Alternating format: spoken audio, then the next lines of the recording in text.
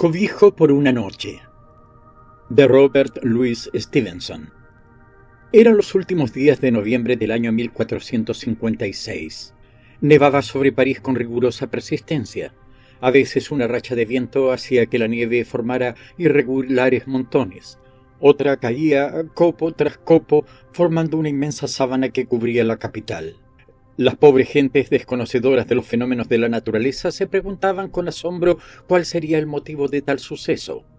Maese Francis Villon propuso aquella noche la siguiente cuestión: ¿sería que Júpiter pelaba todos los gansos del Olimpo o que los angelitos habrían sacudido todos los molinos del cielo? Él añadió que, como no era más que un pobre maestro en artes y el asunto se relacionaba con la teología, no se atrevía a solucionarla. El aire era desagradable y frío y los copos eran espesos y caían rápidamente. Toda la ciudad estaba cubierta. Un ejército entero hubiera podido marchar por sus calles alfombradas sin que sus pasos hicieran ruido. La nieve ocultaba las hermosas cresterías de la gótica catedral. Muchas santas cabezas aparecían cubiertas con grotescos gorros, muchos nichos semejaban rellenos de algodón en rama, y en los intervalos del viento se oía el monótono gotear todo alrededor del sagrado recinto.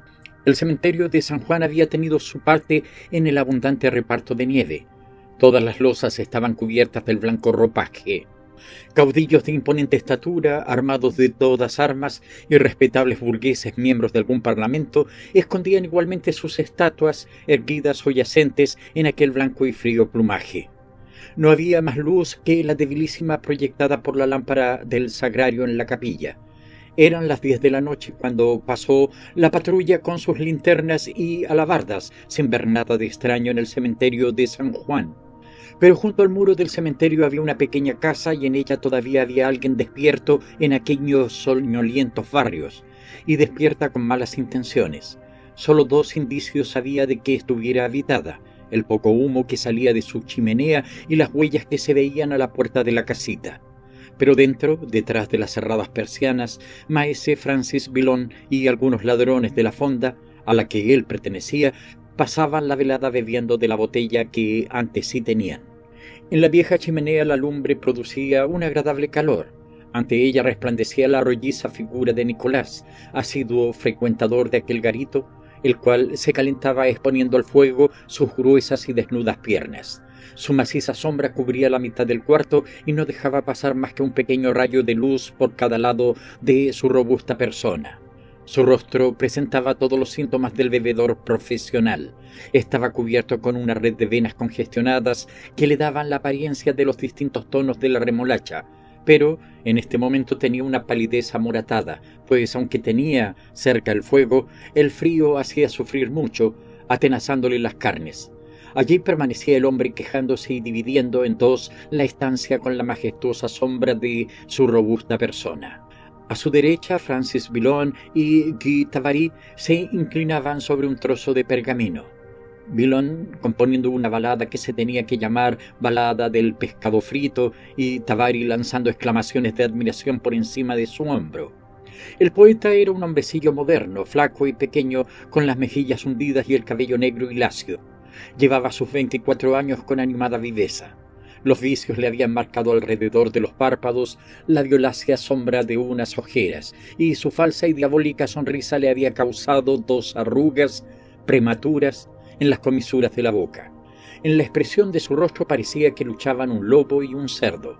Sus manos, pequeñas aún para un niño, tenían dedos tan flacos que parecían manojos de cuerdas y se movían siempre acentuando las palabras con expresiva pantomima.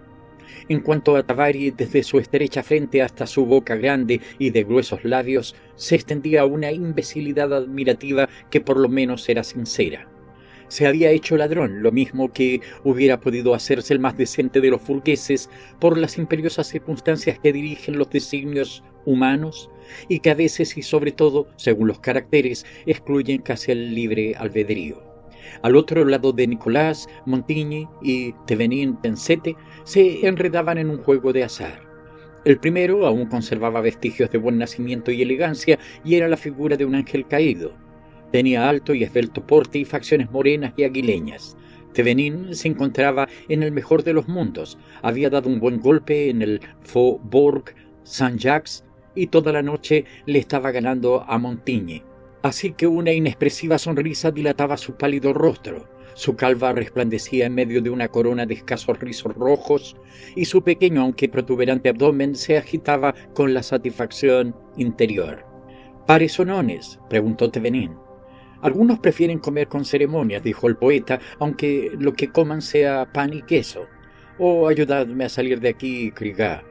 Tabary dejó escapar algunos sonidos sin sentidos.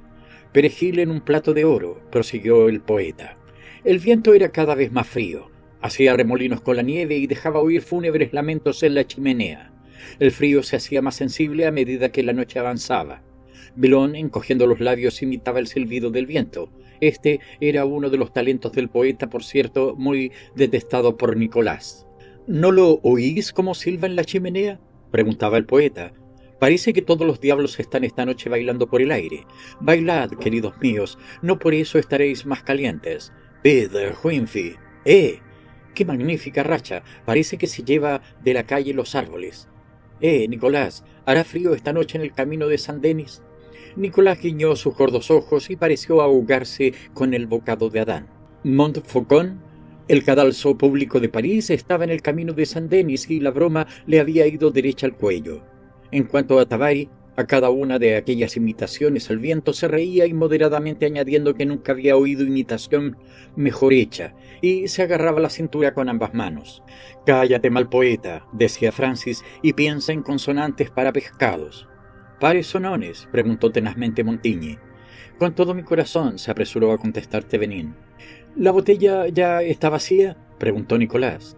—Abrid otra —dijo Villon. ¿Cómo pensáis llenar esa enorme barriga con algo tan pequeño como las botellas? ¿Cómo queréis así alcanzar el cielo? ¿Cuántos ángeles creéis que serían necesarios para transportar un semejante mole? ¿O es que creéis que cuál a otro Elías os van a llevar en coche? Por toda respuesta Nicolás volvió a llenar el vaso. Tabary prorrumpió en carcajadas. Francis le pellizcó la nariz diciendo: —¿Reíd ahora de mis ocurrencias?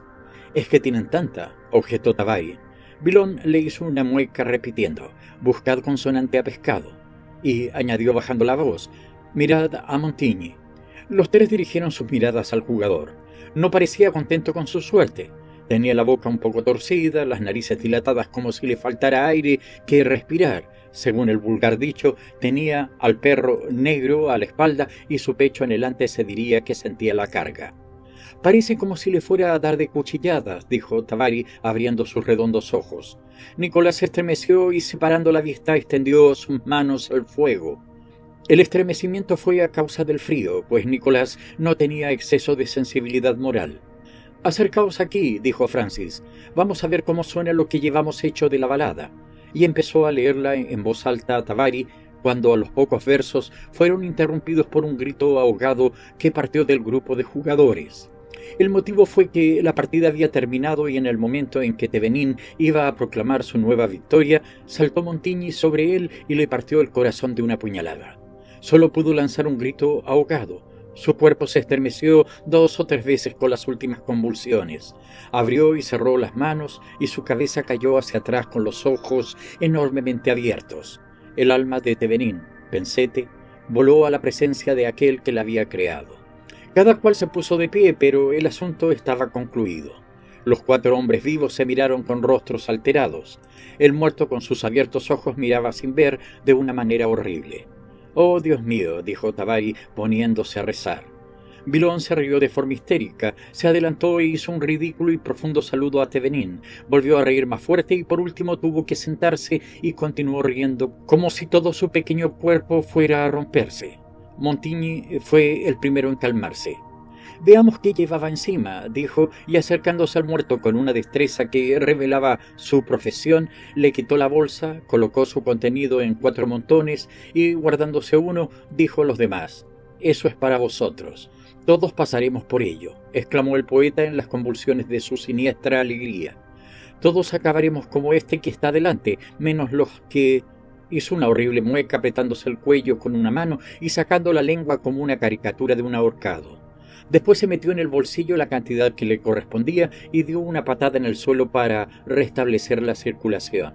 Tabari fue el último que la recogió, la metió en un pañuelo y se fue a contarlo al otro extremo de la habitación. Montigny puso al muerto derecho en la silla en que quedó sentado y le sacó la daga, tras la cual salió un chorro de sangre.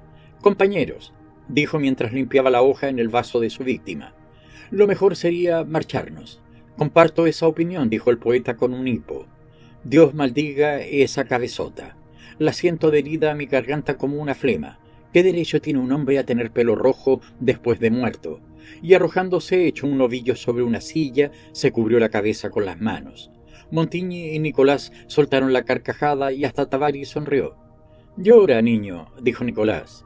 «Siempre he dicho que es una mujer», observó Montigny. «Siéntate derecho», añadió, dándole otro empujón al cuerpo del asesinado. «Aviva ese fuego, Nicolás». Pero éste estaba ocupado en un trabajo más productivo que aquel. Mientras el poeta se sentaba gimiendo y convulso, Nicolás le había aligerado del peso de la parte recibida. Los otros dos ladrones con gestos pidieron su parte en el inesperado botín, y por serías también se lo prometió Nicolás, mientras escondía bajo su casaca la bolsa del sensible poeta. Tan cierto es que la sensibilidad algunas veces perjudica al hombre. Apenas habían borrado las huellas del robo, Francis saltó de la silla y, cogiendo una badila, empezó a apagar el fuego. Montigny abrió la puerta con cuidado y salió a la calle. No había moros en la costa, es decir, no había patrulla a la vista. Sin embargo, juzgaron más prudente salir separados y, como el poeta tenía mucha prisa por perder de vista al muerto, y los demás deseaban que se fuera antes de que se diera cuenta de la expoliación, resolvieron de común acuerdo que éste fuera el primero en marchar. El viento había ganado, logrando despejar el cielo de nubes. Solo algunos ligeros vapores transparentes como gasas flotaban entre las estrellas.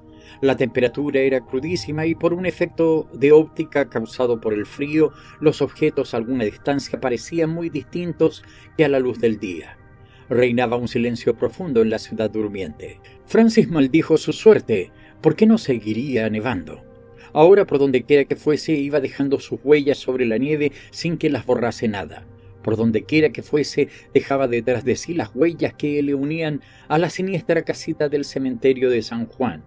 Por donde quiera que fuese, iba tejiendo con sus pies la cuerda que le ataba al crimen y quizás también le ataría un día la horca. El miedo del muerto le volvía en otra forma. Sacudió los dedos como para darse valor con aquel ademán y, escogiendo una calle al azar, se metió atrevidamente por en medio de la nieve. A medida que caminaba, dos imágenes le aterraban: la de la terrible horca de Montfaucon y la del muerto con su calva reluciente rodeada de pequeños hueles rojos.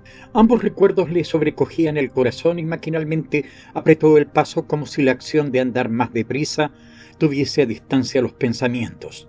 En ocasiones se giraba aterrado creyendo que alguien le seguía, pero él era lo único que se movía en la calle fuera de la nieve que el viento arrastraba y que empezaba a congelarse formando una superficie dura y brillante.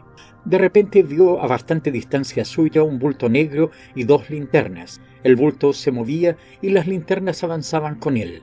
No podía engañarse. Era una patrulla y aunque no tenía más que cruzar su línea de marcha, prefería retroceder, pues tenía humor para ser interrogado y sabía que sus huellas podían descubrir más de lo necesario.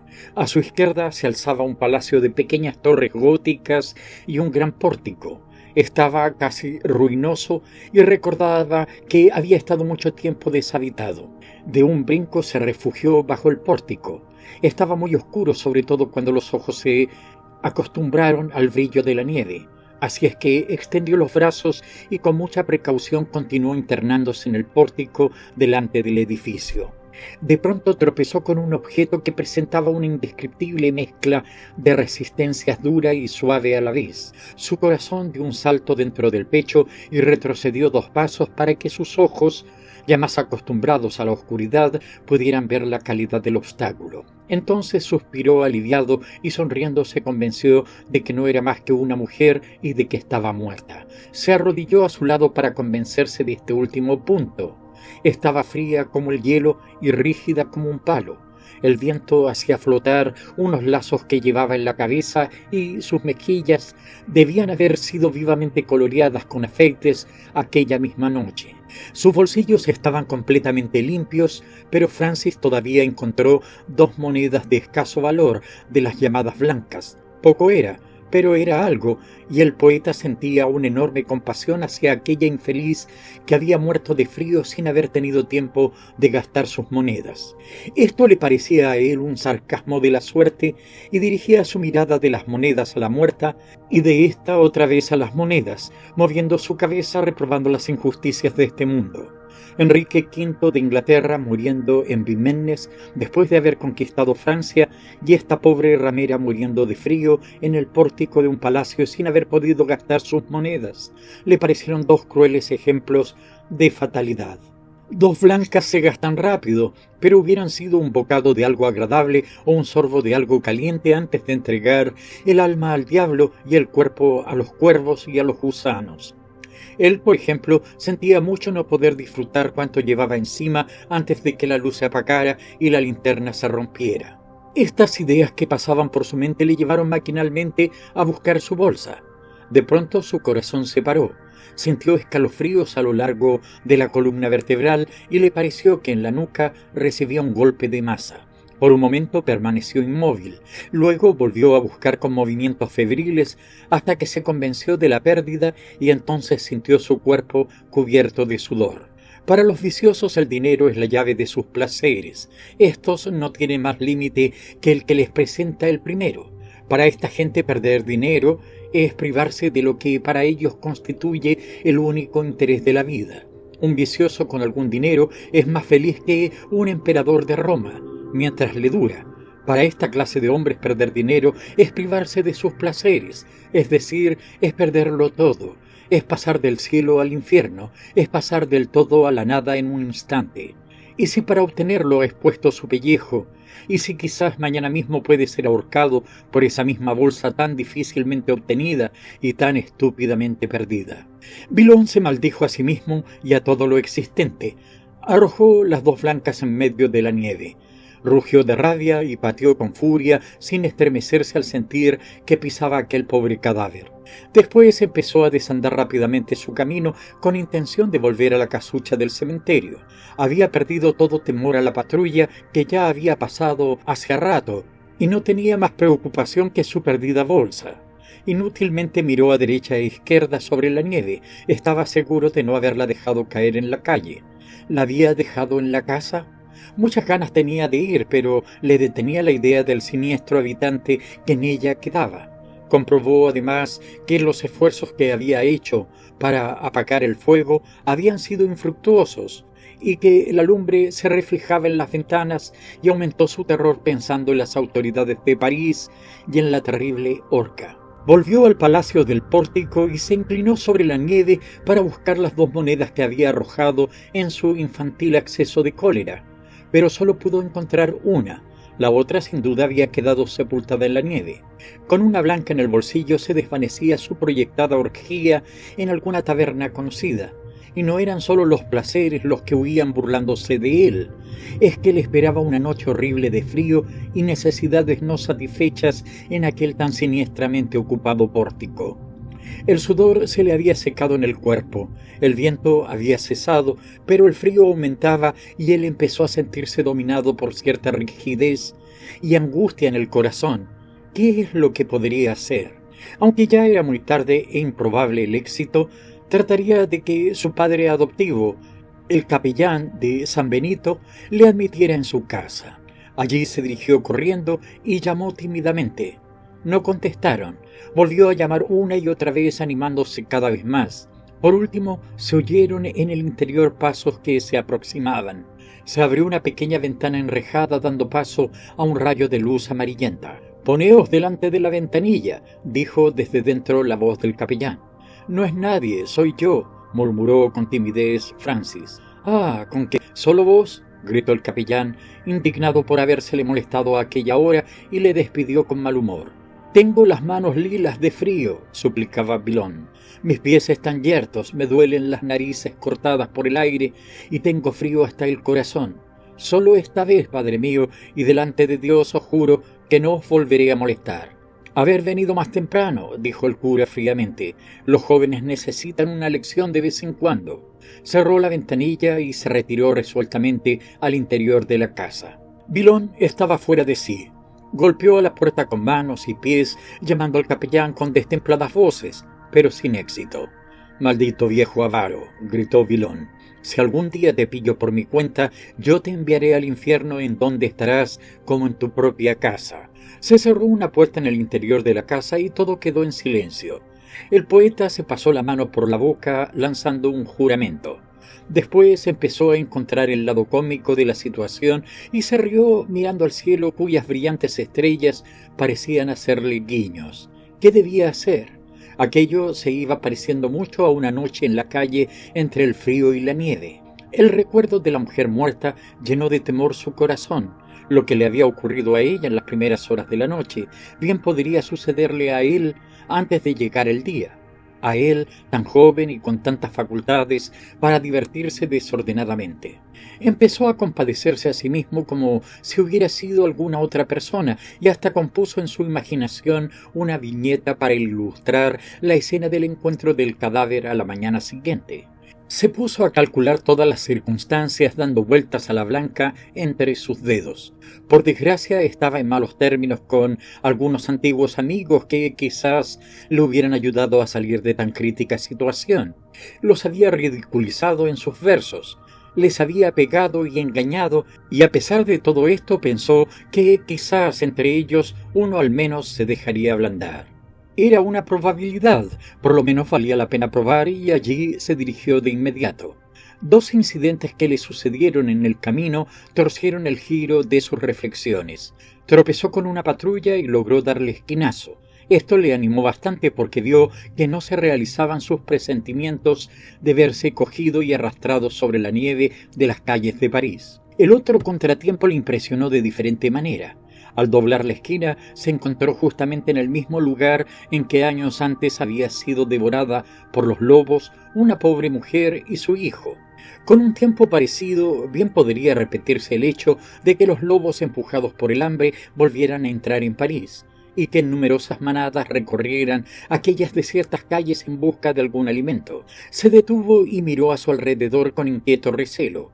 Era un sitio en el que se cruzaban varias calles, y las inspeccionó una después de otra, temiendo ver a cada momento algunos bultos negros galopando sobre la nieve u oír aullidos entre él y el río. Recordaba que su madre le había explicado esa anécdota, retratándole el sitio siempre que pasaban por allí. Niño, su madre, si supiera dónde vivía, estaría seguro de encontrar asilo. Decidió averiguarlo al día siguiente y aún iría a visitar a la pobre vieja. Acompañado de estos pensamientos, llegó a su destino, su última esperanza por aquella noche. La casa estaba completamente oscura, como todas las de la vecindad.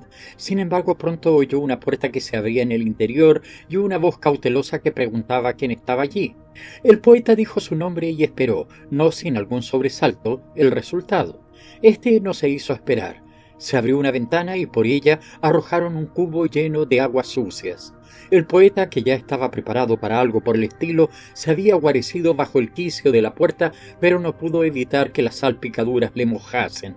Y como esta circunstancia aumentaba las ya numerosas probabilidades de la muerte por el frío, el joven la vio llegar cara a cara, sobre todo dada su escasa resistencia física. Tuvo un violento golpe de tos y la inminencia del peligro fortaleció sus nervios. Se puso a corta distancia de la casa en que había sido tan maltratado y se puso a reflexionar, apoyando un dedo en su nariz. No veía más que un camino de hallar alojamiento y este era tomarlo. Recordaba una casa no lejos de allí en donde no parecía difícil entrar y a ella se dirigió con rapidez, acariciando las imágenes de una habitación caliente y una mesa con algunos restos de comidas, donde poder pasar las horas negras de la noche y de donde poder salir objetos de plata. Hasta empezó a considerar qué platos y qué vinos escogería, y mientras pasaba revista a sus platos favoritos, se acordó entre ellos del pescado frito, y su recuerdo le hizo sonreír y horrorizarse al mismo tiempo. Nunca acabaré esa balada. pensó y después con un estremecimiento añadió: «Maldita sea aquella cabeza gorda», y escupió en la nieve.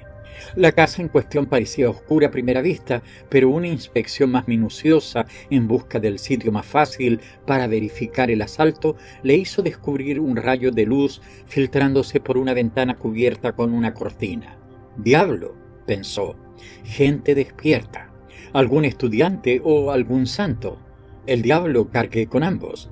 ¿No podrían haberse emborrachado y estar ahora roncando en la cama como sus vecinos?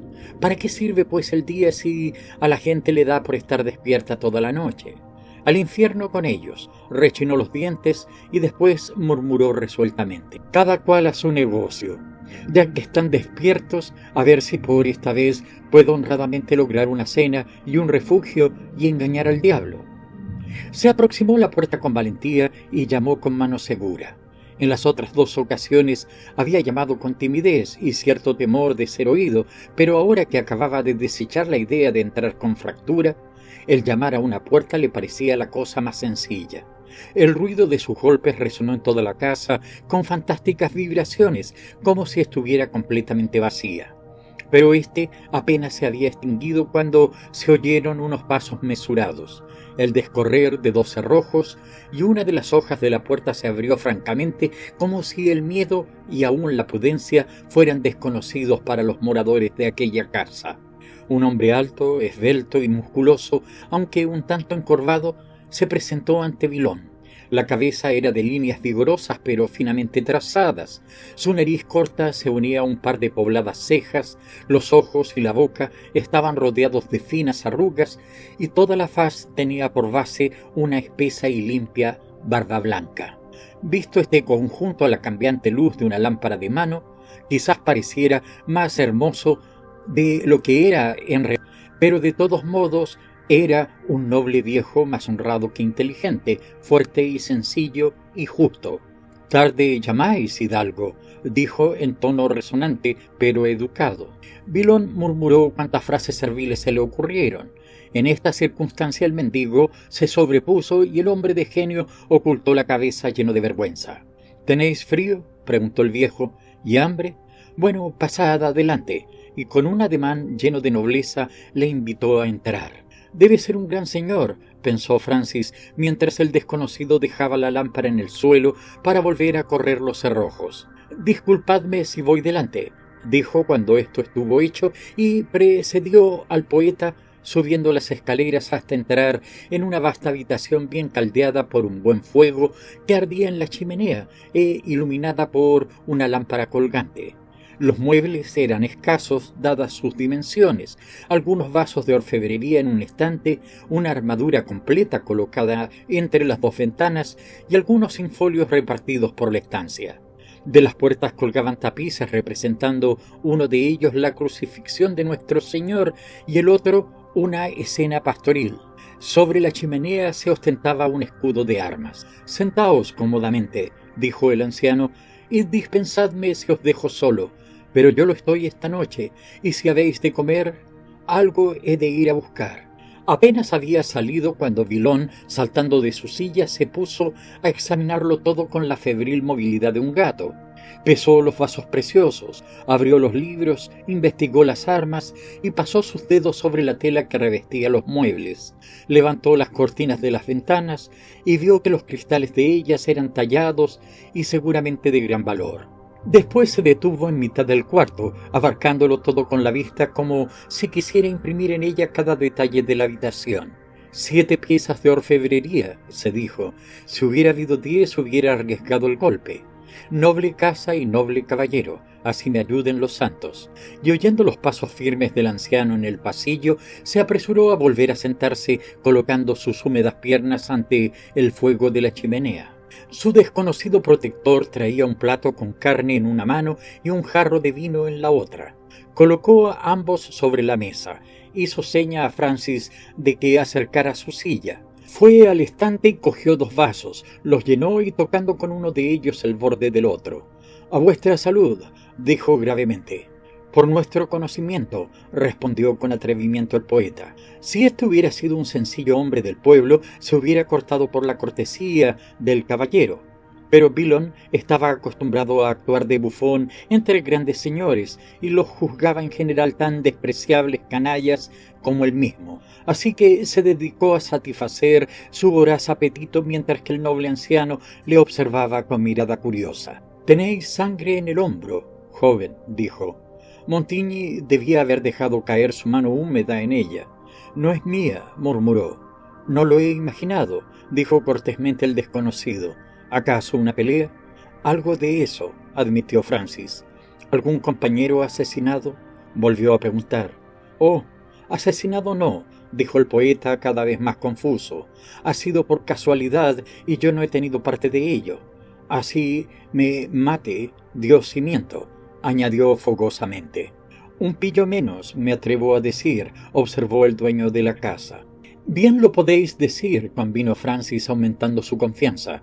«El pillo más grande que puede encontrarse entre París y Jerusalén.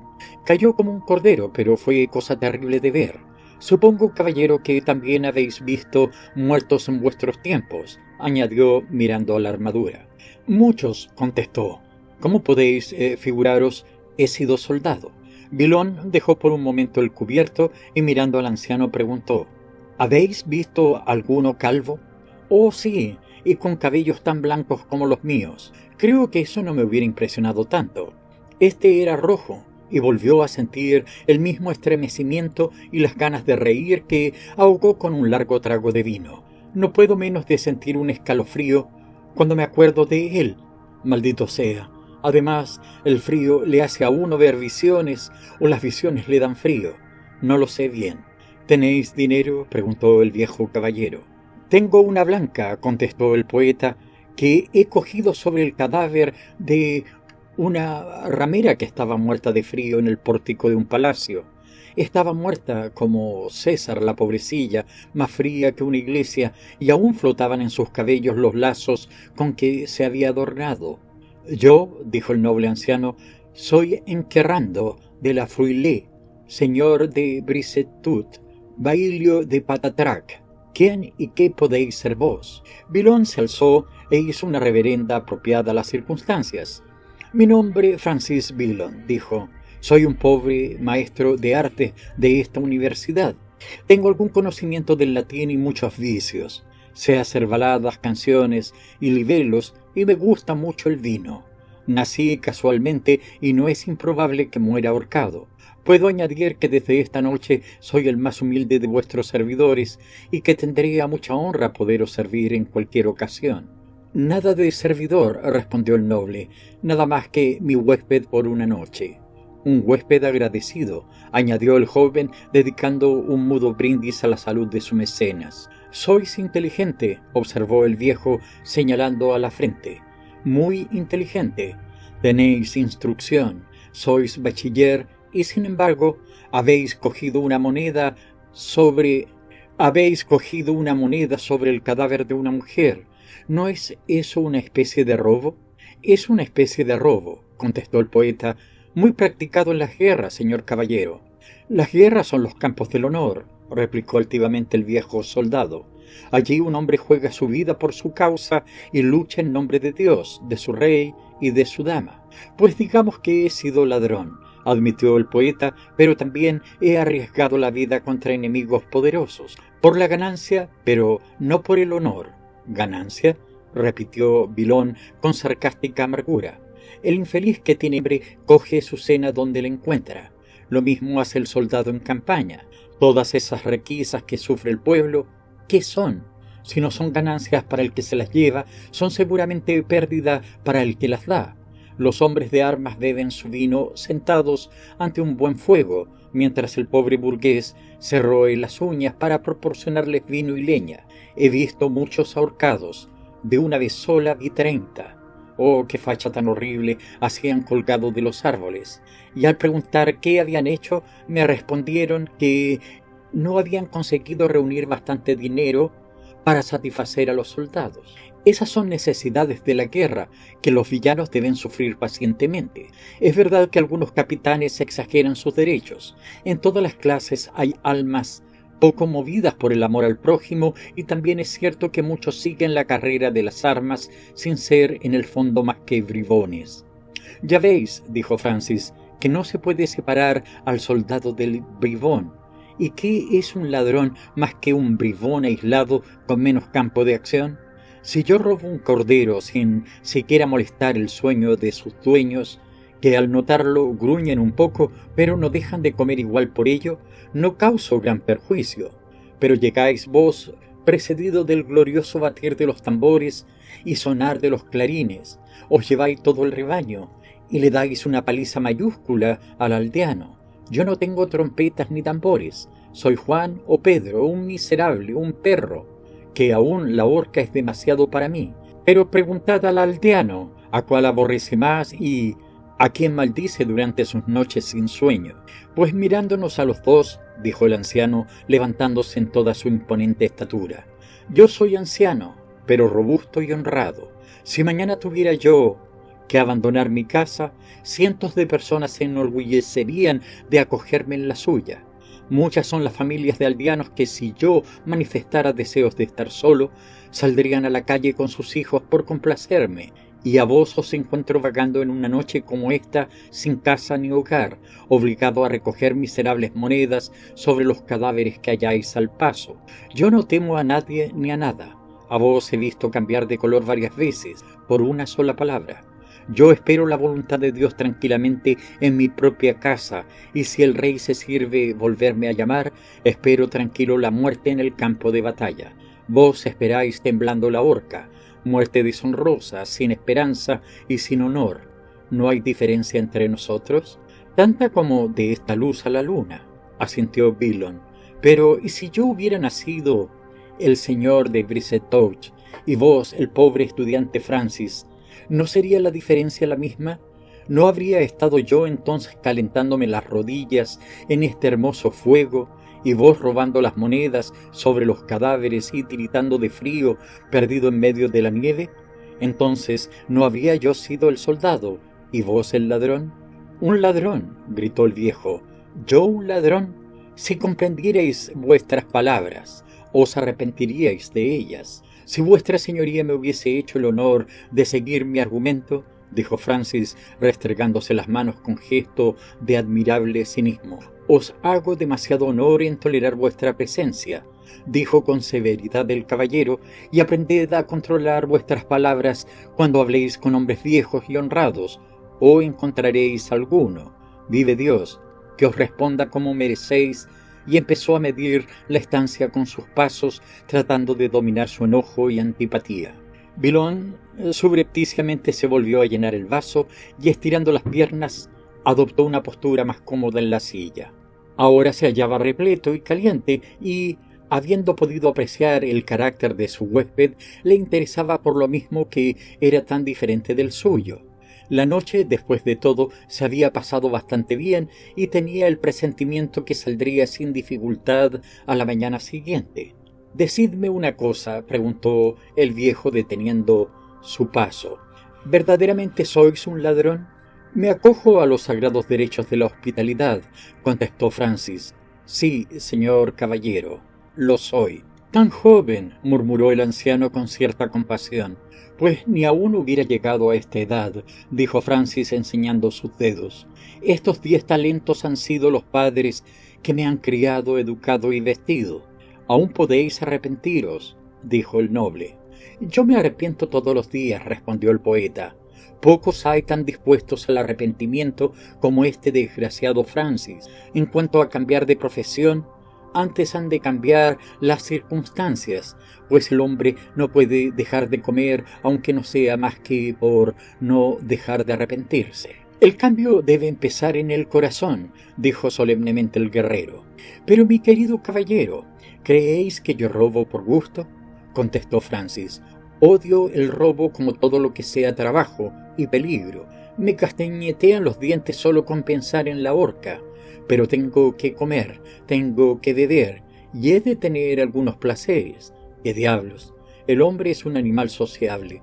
Hacedme mayordomo del rey, o abad de San Denis, o bailio de Patatrac, y ya veréis cómo cambio enseguida.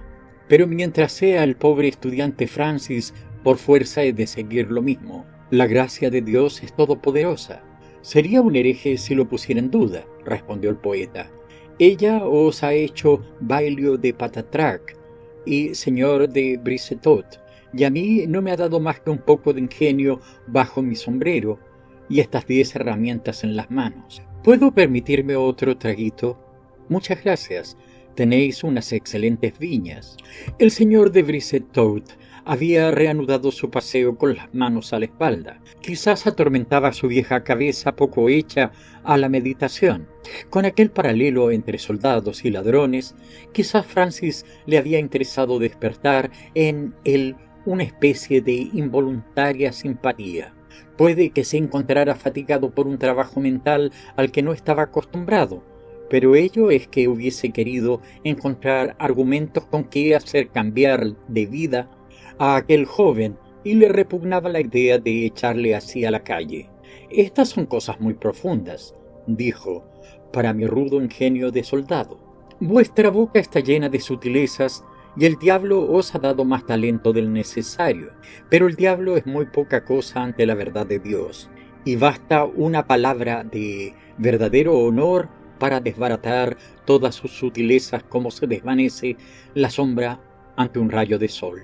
Oídme una vez más. Hace muchos años que aprendí que un caballero debe de vivir respetando a Dios, a su rey y amando a su dama, y aunque he tenido muchas ocasiones de serle infiel, he luchado con todas mis fuerzas para no salirme de la senda del deber. Estas reglas inmutables están inscritas en el corazón de cada hombre si solo se quieren dar el trabajo de leerlas. Habláis de comer y de beber, y bien sé que son pruebas difíciles de soportar, pero no habláis de otras necesidades más perentorias aún. ¿Olvidáis la fe en Dios, el honor, el amor al prójimo y el amor sin reproche? Puede ser que no tenga yo bastante ingenio, aunque me parece que en esta cuestión no ando equivocado, pero me parece que habéis perdido el camino y cometéis un grave error en vuestra vida. Os curáis de las pequeñas necesidades y olvidáis las grandes, las únicas verdaderas. Sois como el que tomara medicinas para quitarse un dolor de muelas en el día del juicio final, porque estas cosas sagradas como son la fe, el honor y el amor no solo son más nobles que el vil alimento, sino que son necesarias y que su falta nos debe hacer sufrir mucho más. Os hablo del modo que creo me comprenderéis mejor. Mientras os cuidáis de llenar vuestro vientre, no desatendéis otros apetitos de vuestro corazón, cuya falta amarga todos los placeres de vuestra vida y os hace perpetuamente desgraciado. Villon estaba visiblemente aburrido de tan largo sermón. Decís que no tengo sentimiento del honor, dijo. Soy bastante pobre, gracias a Dios, y es muy duro ver a otros con guantes forrados cuando uno se sopla los dedos de frío. Un vientre vacío es una cosa muy desagradable. Quizás si lo hubierais tenido tantas veces como yo, cambiaríais de opinión. Y si soy un ladrón, no soy un diablo del infierno. Así Dios me ayude. Os hago saber que yo también tengo una especie de honor. Para mí vale tanto como el vuestro, y no me envanezco de ello día y noche como si fuera un milagro de Dios el tenerlo. A mí me parece muy natural y le tengo en el arca hasta que hace falta sacarle, y si no, os voy a convencer. ¿Cuánto rato hace que estoy en este recinto?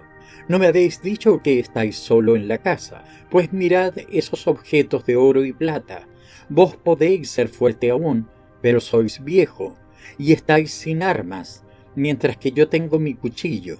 No necesitaba yo hacer más que un movimiento rápido, y ahí quedaríais vos con el acero clavado entre las costillas. De ahí me marcharía yo con una carga de metales preciosos con que vivir bien durante un año. ¿Creéis que no se me ha ocurrido? Pues, sin embargo, rechazo la idea con desprecio, y ahí quedan vuestros malditos cubiletes tan seguros como en una iglesia. Aquí quedáis vos con vuestro corazón latiendo como siempre, y aquí estoy yo dispuesto a marcharme tan pobre como vine, y sin más capital que esa blanca que tanto me habéis refregado por las narices. Y ahora diréis, Dios me asista, ¿que no tengo sentimiento del honor? El viejo alargó el brazo. Voy a deciros Lo que sois, dijo, sois un bribón, un cínico y desalmado bribón y vagabundo. Me siento deshonrado al pensar que he pasado una hora en vuestra compañía y que habéis comido y bebido a mi mesa. Vuestra presencia me repugna. La noche ha pasado y las luces de la mañana alejan las sombras. ¿Queréis hacerme el favor de marcharos? Como queráis, dijo el poeta poniéndose en pie. Sois un digno caballero, añadió vaciando el vaso. Muy honrado, quisiera poder añadir, y de mucho talento. Y pegándose con los nudillos en la cabeza, añadió, oh vejez, vejez, cómo embotas los sesos. El viejo caballero, por cortesía hacia su huésped de una noche, le acompañó hasta la puerta. Villon le siguió silbando y con los pulgares metidos en su cinturón. Dios se apiade de vos, dijo el señor de Brisetout a la puerta. Buenas noches, papá, dijo Francis bostezando, y muchas gracias por la cena. La puerta volvió a cerrarse detrás de él. Las luces de la aurora empezaban a reflejarse sobre los blancos techos. El día empezaba por una mañana fría y desapacible. Villon se estiró en medio de la calle pensando, qué idiota era ese anciano, qué podían valer aquellos vasos. Fin. Hola queridos audiolectores. Espero que estén disfrutando de estas audiolecturas tanto como yo disfruto creándolas para ustedes. Si están aquí es probable que compartan mi pasión por las historias, la literatura y el poder de la palabra hablada. Quiero seguir trayéndoles más contenidos de calidad y ustedes pueden ayudarme a hacerlo. Si aún no se han suscrito a mi canal de YouTube, los invito a hacerlo ahora. Al suscribirse, no solo se unen a nuestra creciente comunidad de amantes de las audiolecturas, sino que también me apoyan para seguir produciendo más contenido. ¿Les gustó la lectura que acaban de escuchar? Entonces, por favor, déjenme un me gusta. Este pequeño gesto puede parecer trivial, pero tiene un gran impacto en cómo YouTube comparte nuestro contenido. Cada me gusta ayuda a que mis audiolecturas lleguen a más personas que, como ustedes, aman perderse en un buen relato. ¿Quieren ser de los primeros en escuchar mis nuevas audiolecturas? Entonces, no olviden activar la campana de notificaciones. Al hacerlo, recibirán un aviso cada vez que suba una nueva lectura. Así, nunca se perderán de las novedades. Finalmente, me encantaría escuchar sus opiniones, sugerencias y saber qué tipo de lecturas les gustaría escuchar en el futuro. Los comentarios son una gran manera de interactuar y ayudar a mejorar y adaptar mi contenido a sus gustos. Así que no sean tímidos y compartan sus pensamientos conmigo. Al final del día, este canal existe gracias a audiolectores entusiastas como ustedes. Cada suscripción, me gusta, activación de la campana y comentario me ayuda a seguir adelante, a seguir compartiendo las historias que amo. Así que gracias por ser parte de esta aventura y por apoyarme en mi misión de llevar las mejores audiolecturas a todos los rincones del mundo. Gracias por su tiempo y espero verlos y oírlos pronto.